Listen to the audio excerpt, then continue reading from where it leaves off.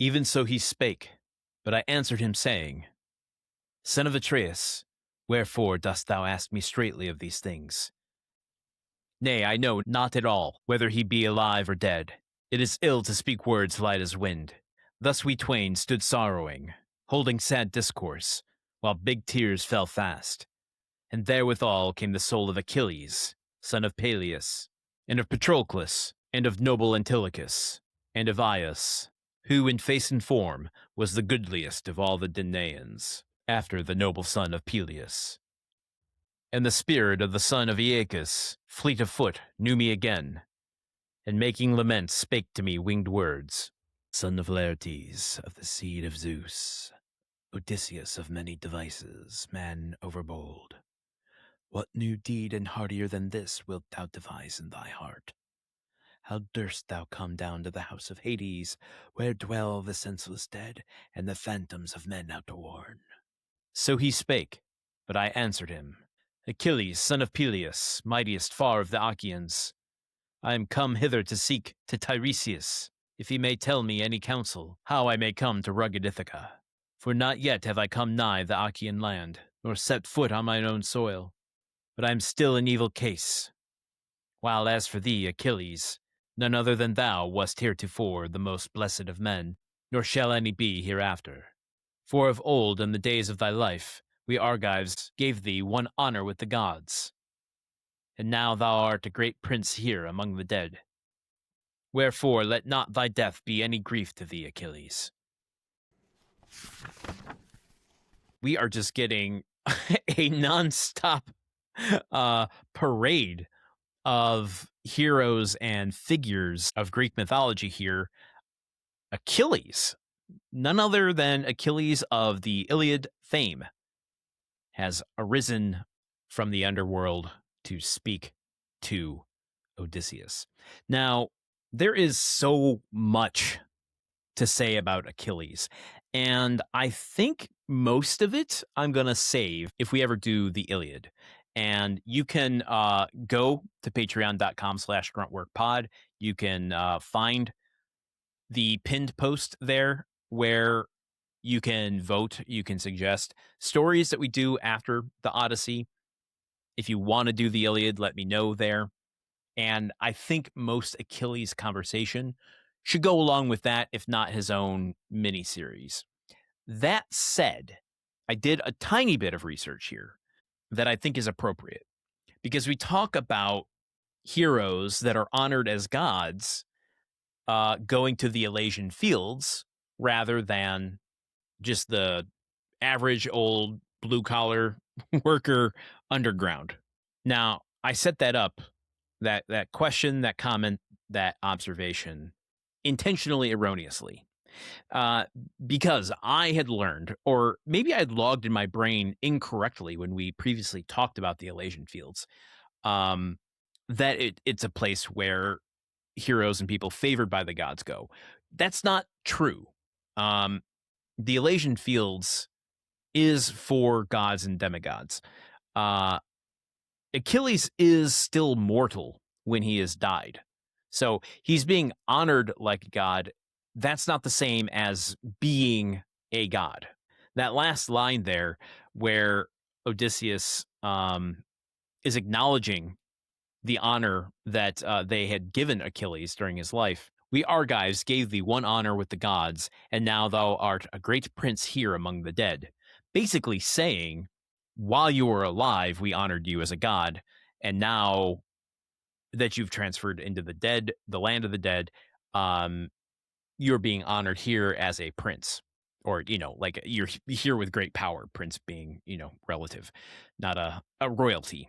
So when we first talked about the Elysian Plain fields, whatever you want to call it, Elysium, that was back in book 4, as Menelaus was talking that the gods had promised him transport to the Elysian Plain at the edge of the world. The reason for that being that Menelaus was married to Helen and therefore Zeus's son-in-law. It's nepotism at the highest degree. So Menelaus going to the Elysian Fields has nothing to do with him being a hero. It's not because he's brave or virtuous or anything like that. He's just married to the daughter of Zeus. And in fact, an important distinction, if we go back and look at that Menelaus passage, the gods will invite Menelaus to the Elysian plain while he's still alive. He doesn't have to go through a death to get there. Whereas Achilles famously dies in the Iliad. Spoiler alert, I suppose.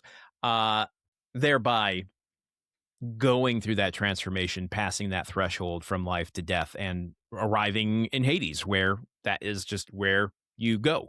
Which is, I think, if we go back to these beginning moments in this chapter, he's talking about all of these figures of Greek mythology that have appeared here in the underworld in Hades, who also, like, maybe even superseded Achilles in his fame, but none being divine. And I think it's worth stating as well, though I am unfamiliar with a handful of these, my research did turn up that in multiple traditions after the Odyssey, authors placed Achilles beyond the underworld.